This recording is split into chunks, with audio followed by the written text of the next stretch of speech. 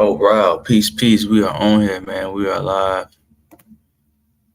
Karibuni, Karibuni. Welcome back to Maktaba, Chinwe with your boy Kamal. Um, I apologize. I was supposed to go live about a week ago, but life has been life, but I'm taking back control. So we are here today. We're live, and we are going to finally be going over the introduction and chapters 1 and 2. Well, the introduction is actually chapter 1, as you can see. So we're going to be going through chapter 1 and chapter 2. Chapter 1 in this book. Well, first, let me backtrack. First of all, again, welcome, Karibuni, to Maktaba Chinwe. In these next couple of episodes, we're going to be just going through briefly um, intimate fathers, the nature and the context of a Pygmy paternal infant care by Barry S. Hewlett. This is the book that we're going to be reviewing. I got it right here. Oh, it's not showing. It's okay. You see it on the thumbnail. So essentially this book gives us an understanding or a certain perspective developed by this archaeologist, Mr. Barry Hewlett, based on his observations of the Aka, which are also known as the Pygmies, and how their fathers take care of their young. And this is a comparative study, but I'll get more into that when I go through the introduction. Reason why I chose this book is because, recently I just had a little one myself, in Toto. And so I've been trying my best to learn about what it means to be an African father. And in a way, how, what are our traditional ways of babahood? Baba means father in many African languages. So what does that look like in our African, when we were African, before we had a lot of external influences from other races of people, you know what I mean? And so in studying that, this is the second book that I've come across, and it's actually was recommended by the author of the first book I read. The first book I read was called The Father Trimester, and I may go through that book sometime. But yeah, he actually recommended that, and this book actually inspired him to be able to give an African-centered view of Babahood. And so, with that being said, it's important. I want all of us to keep in mind while we're reviewing this book that it was indeed written by a European man. It's imperative that we keep this in mind simply because the European culture, understanding, and perspective is totally different and opposite that of the African, that of all indigenous cultures and societies, to that matter. So, I'll make sure I try to stay on point as much as possible as far as pointing different things out that are different and may have been a little skewed because of the limited perception or perspective of this European man. But I do want to give thanks for him, for providing this information, because, it'll inspire, or it has inspired me and others to continue to research more about, our indigenous cultures. So with that being said, let's get into it. So as you can see, I have chapter 1 pulled up. Let's go back. It's a little bright. I definitely took pictures myself with this phone, with this book. But we're gonna go through the introduction really quick. So it starts off by saying, despite a steady increase in the quantity and quality of studies of infants in non-Western populations, there are a few detailed ethnographic studies of the father-infant relationship in these populations. Theoretical orientations field methodologies, and the nature of the father-infant interaction have resulted in an emphasis on mother's role and a lack of data on understanding of father's role. Mother-oriented theories of infant and child development have guided cross-cultural research. The theories of child development of Ainsworth, 1967, and Bowlby, 1969, Fraud, 1938, and Harlow, 1961, which have generated much of the cross-cultural research, all view the mother-infant relationship as the prototype for subsequent attachments and relationships. According to Fraud and Bowlby, for instance, one had to have a trusting and unconditional relationship with his or her mother in order to become a mentally healthy adult. These influential theorists generally believe that the father's role was not a factor in the child's development until the, not sure how to pronounce that word, Oedipal stage, 3 to 5 years old. The field methods to study infancy cross-culturally reflected this theoretical emphasis on mother. I'm actually going to read this from the book right now because this is hurting my eyes. All right. Behavioral observations were either infant or mother focused and conducted only during daylight hours. Father focused and evening observations were not made. And I believe that he's reviewing the perspectives of the other authors that he mentioned above and what their study was based on. The mother and infant focus daylight observations thus neglect the father's care of other children, the father's activity with his own infant in the early evening hours before bed or during the night.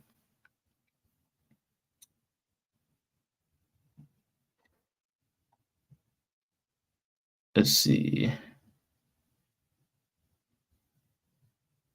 One consequent result from the cross-cultural studies was that fathers provide substantially less direct care to infants than mothers. In fact, all cross-cultural studies to date indicate that a mother of other female caretakers provide more direct care to infants than do fathers. Since fathers are not as conspicuous as mothers, let's go to the next page. Conspicuous. Let's see, where was I? As mothers and other females during the daylight hours, researchers tend to emphasize the deficit model of fathers. The researchers do not know much about the father's role and therefore simply claim that it is minimal. So here we already, or he's already outlining reasons why in other studies and then the ones that were mentioned, they feel as though the African father's role in regard to the Pygmy was minimal.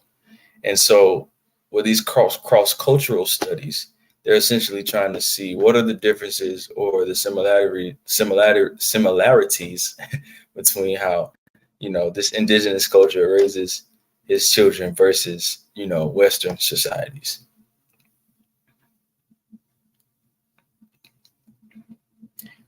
These factors have contributed to the complete absence of systemic studies in non-Western societies of father role, infant, child development. So it seems as though they were making these conclusions based off of not thorough research, first of all, when they were observing the Pygmies, and minimal research of, other indigenous populations.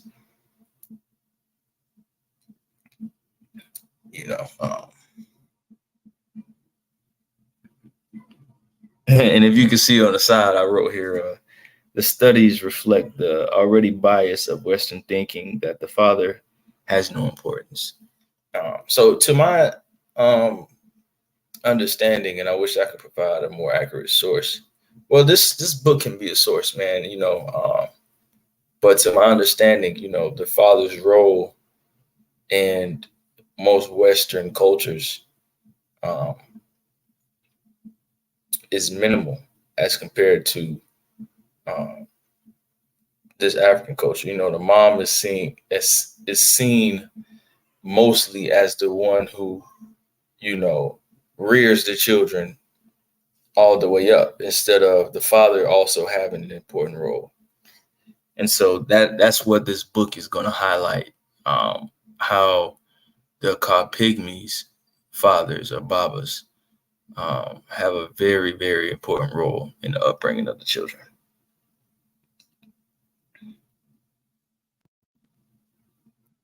Okay.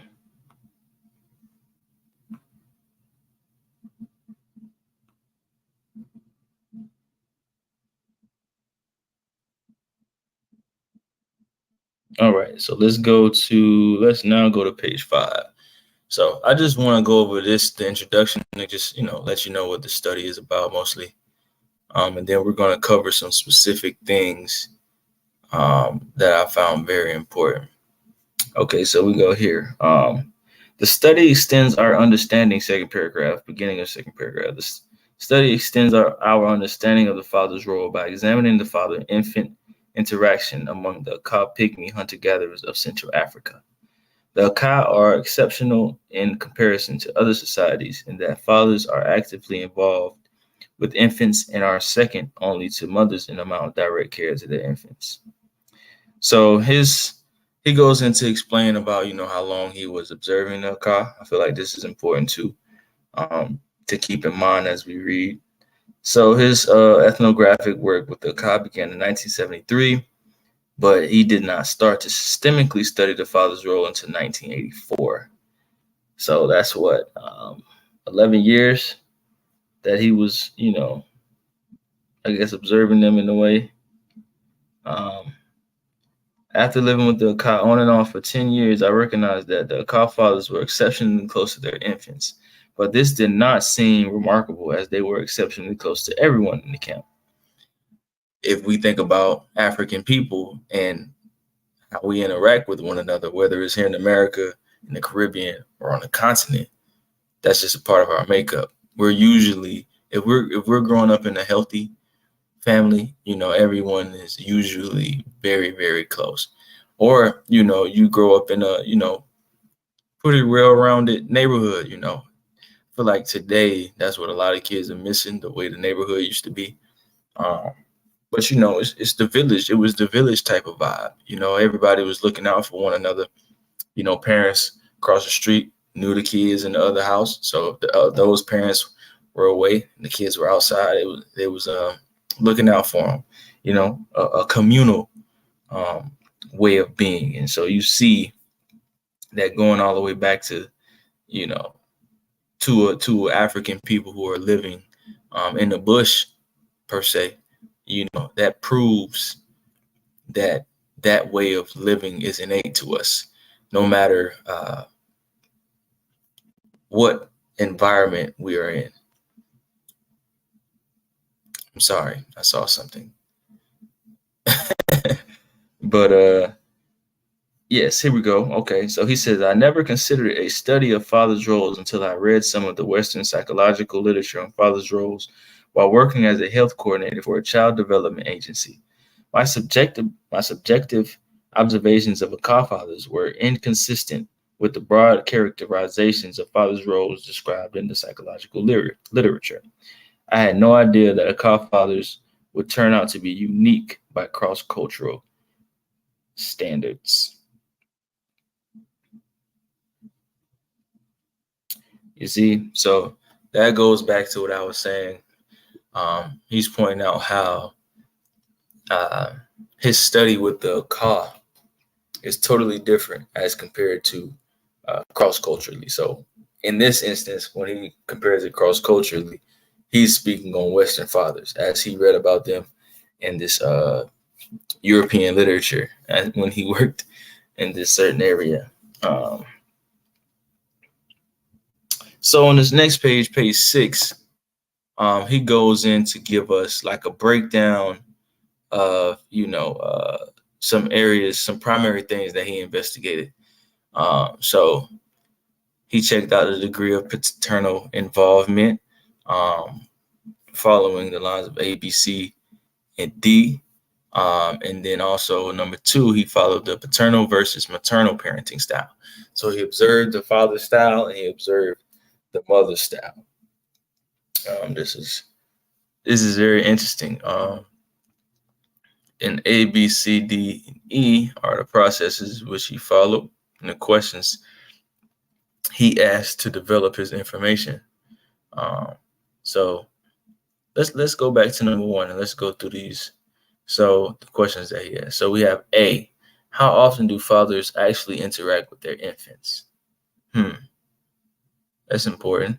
How often are fathers available to their infants? Interacting and being available. Two important things. If fathers are not involved with infants, what other activities are they involved in? How do children characterize the nature of their involvement with their fathers?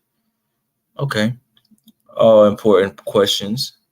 Let's go to 2. So we have A, are there distinctions between the mothers and fathers' play behavior with the infants?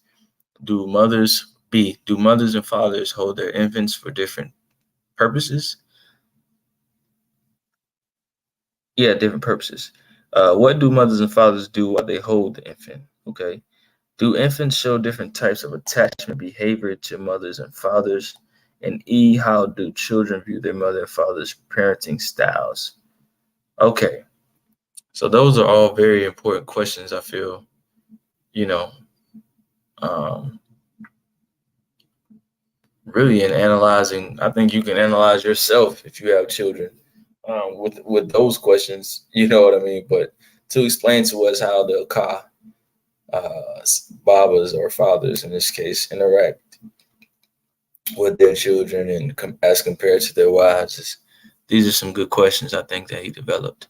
So this terminology here was something I found interesting, and I'm just honestly gonna go through the first part of it here. So he says, before detailing the nature of the father's role among the Aka, it would be useful to define some basic terms. Okay. So the basic terms he has is involvement and investment. He says they are often used interchangeably, but in this study, father involvement is emphasized and is considered only one type of father's investment. Father involvement is in any active or passive care of the infant. Okay. So that could be just carrying the child or watching the child, I would think. Okay, he goes into it. Holding, feeding, grooming, cleaning, and playing are types of active involvement, while touching and being within 1 meter or within a few of the infant or within view of the infant are considered passive types of involvement. Okay, yeah. These passive forms of involvement are sometimes called proximity maintenance behaviors. Okay. You know, Europeans like to come up with words for everything. If the infant is hurt, can keep the infant out of danger, okay, and can provide a model for the infant to learn particular tasks. Investment, though, okay, refers to a much broader range of the father's activities and is considered any kind of action or behavior that will increase the fitness of offspring. Generally, two types of investment are recognized: direct and indirect. Direct investment refers to male activities and behaviors that have an immediate physical influence on infant survival. Direct investment could include direct caregiving, providing food, actively transmitting sustenance, skills, and other cultural knowledge, keeping close watch, protecting and training the infant, and giving land or other goods at the time of the child's marriage or time of the father's death. Okay, indirect forms of investment are father's activities that benefit the child, but the father would do regardless of the child's presence. Types of indirect investment would include defending and maintaining access to important food and resources, providing mother with economic and emotional support, and providing the child with an extensive kin network. All right. So yes, I feel like those are important. Let's go into the next part. He says the term involvement is used primarily by psychologists because They are interested in the emotional, cognitive, and social outcomes of father presence or absence. For instance, psychologists are interested in how father involvement influences male and female sexual identity, personality, moral, and cognitive development. And I think that they will find in most African societies the way that,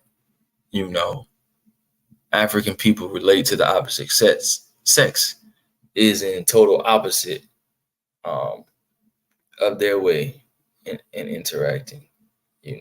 They see their partners as some type of tool, or their interaction with the other sex is based on in pornography, in a pornographic way. Instead of this is someone that we need to build something with. You understand what I'm saying? So it says, where was I? I'll just go here. Is this 7, right? Okay. So he says, while the study emphasizes father involvement, it is important to recognize that fathers can and do contribute to their child in many different ways. Paternal investment in humans will be discussed at length in chapter 8. All right. So we're gonna go really quick to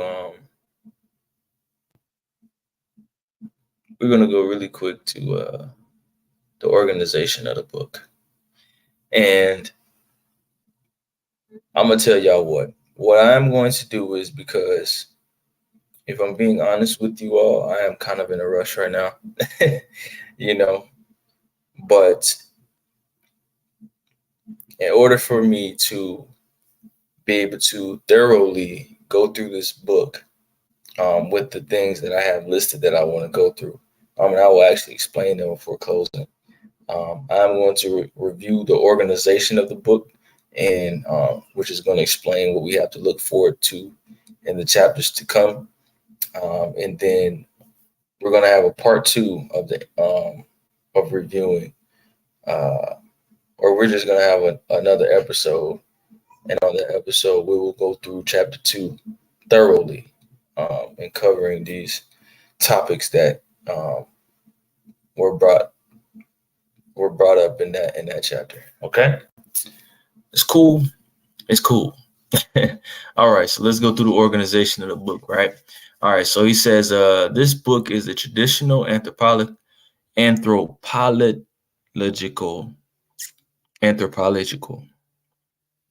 It's a long word for me.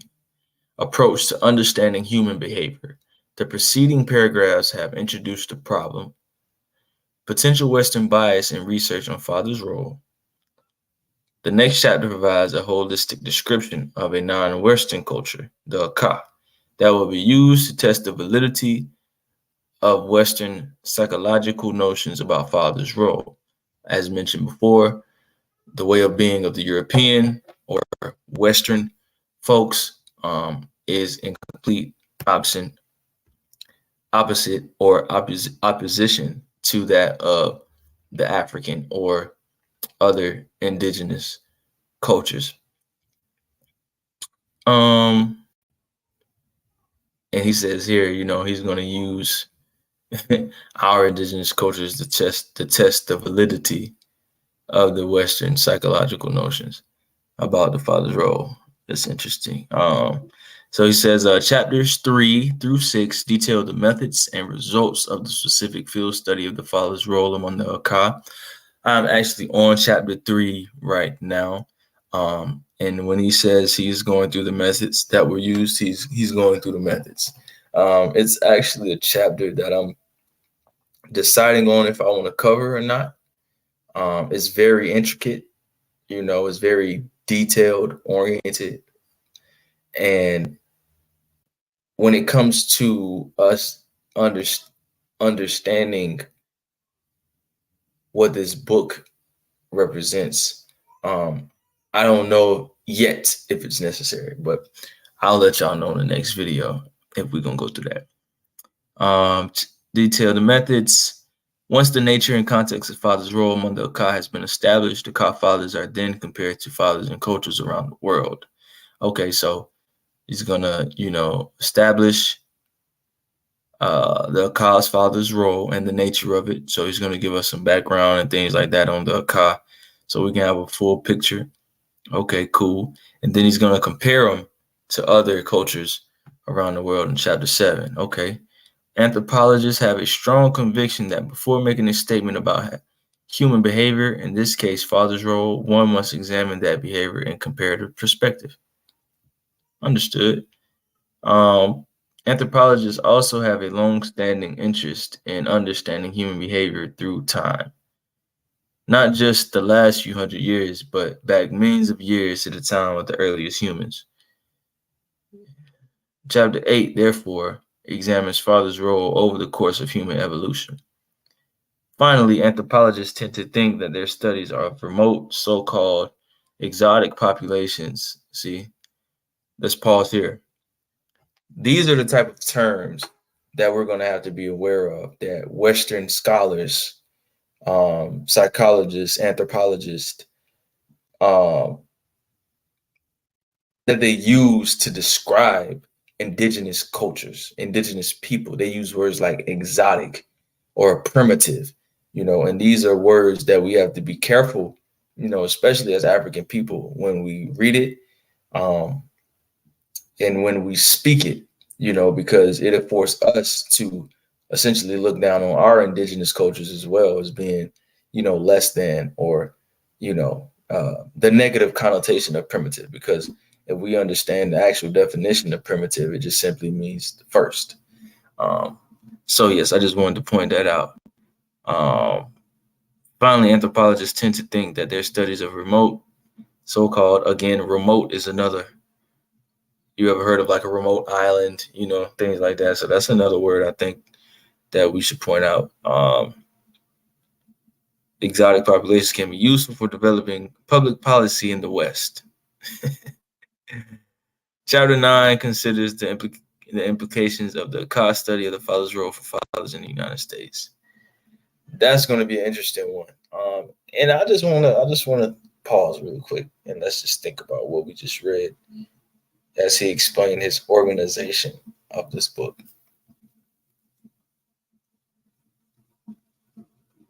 This is the work that Europeans do. And to a certain extent, I applaud them for it. That is why they are evil geniuses.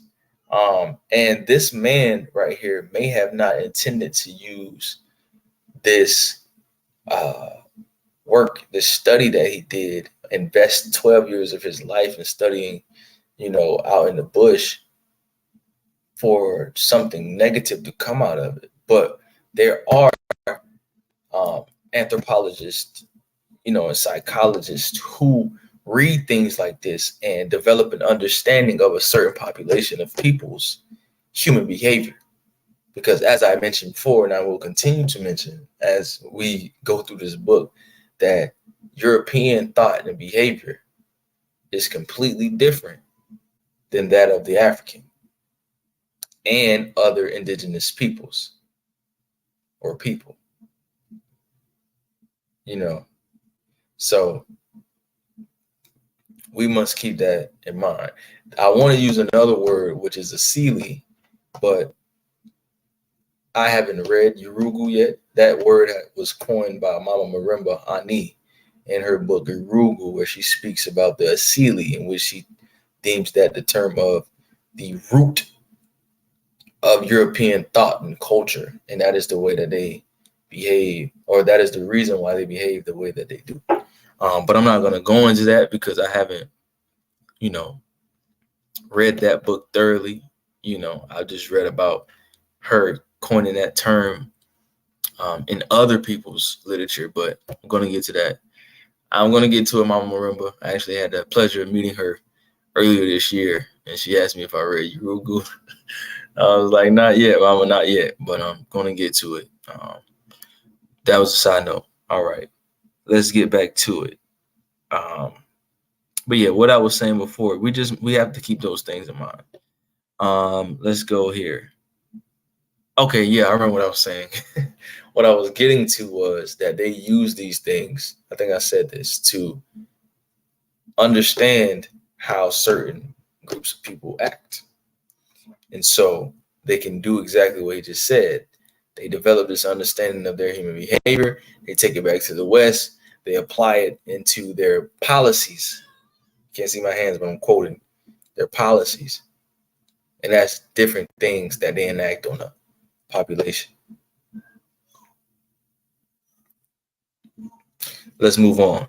Before examining one specific segment of a Ka society in detail, the father-infant relationship, it is essential to have some sense of the environmental and social setting of a Ka life. Yes, the father-infant relationship cannot be understood in isolation. Environmental, cultural, and historical forces. Okay, so it's a semicolon that I missed there. Can't be understood in isolation. Environmental, cultural, and historical forces have all influenced the nature and context of the relationship. The next chapter is a brief sketch of the Ka natural and social environment, cultural history, and basic aspects of a Ka economic and social life. So, yes, that is what chapter 2 will be covering. And those things that he just listed are essentially the topics that I want to cover. I have here, I said, it's culture and history. We're going to go over the social units briefly. We're going to go over the social organization, the belief systems, as he called it. We're going to go through the infancy and childhood, how those kids act, and then also gender relations. We're going to review gender relations as well. And so this will all give us a fair understanding and background of the Ka. We're also, learn more about their environment and their natural environment in the bush. You know what I mean? Which I thought was pretty dope. So on the next episode of Maktaba, Chinwe, we will go through chapter 2. We will go through chapter 2. Chapter 2 is actually called Pygmies of the Western Congo Basin. You know what I mean? And as you can see, starts off talking about their natural environment. And so that's what we're going to go through next. I thank y'all for tuning in. Asante sana. I will post when the next meeting will be. Hopefully on that meeting, I'll have a little more time to, calmly go through this. But yes, if you're viewing this video, Asante sana, definitely, if you're interested in learning more about the Ka Pygmies, just in general, go pick up this book. I think it's a good read to learn more about African babahood, African fatherhood. But again, before I go, remember that we are reading this with an African mind and African perspective to the best of our ability. And I say to the best of our ability because I am still growing and re-Africanizing myself as well. So that's what we're here for. That's what we're here to do. That is what Maktaba Chinwe is where we come and we will commune and we will learn and we will grow together. All right, so Abibifahodie, Ukumbozi wa Africa. All right, peace. See y'all on the next one.